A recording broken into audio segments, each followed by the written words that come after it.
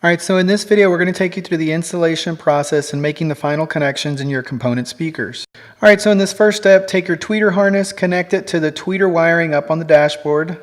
Next, using a coat hanger or a large zip tie, connect the 6 wires to the zip tie using some tape. Now carefully feed them down below the dash. Take your tweeter, put it into place, and be sure to bolt it. Make sure to get it nice and snug, but not too tight where you break anything. Alright, so in this next step, we're going to make the connections to your crossover. First off, loosen up all the screws, the set screws like you see here in the video. Then carefully insert the stripped wire away and make your connections. In the next part of the video, you can pause and we have a schematic that shows what color wire goes to which connector. Next, you'll be hiding the crossover in the location we show you here behind your kick panel. Then take some zip ties and secure the extra wire out of the way.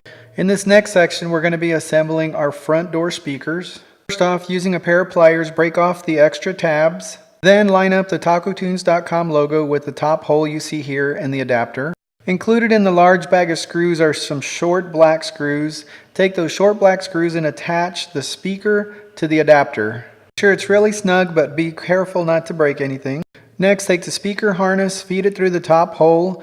Then make your positive connections. The red wire or the red striped wire will connect to the larger terminal on the back of the speaker. And then follow the same step for the negative connection.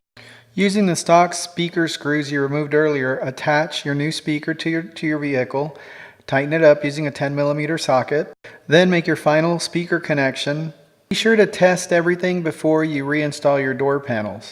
While you're here, please be sure to subscribe here on YouTube, like us on Facebook and Instagram.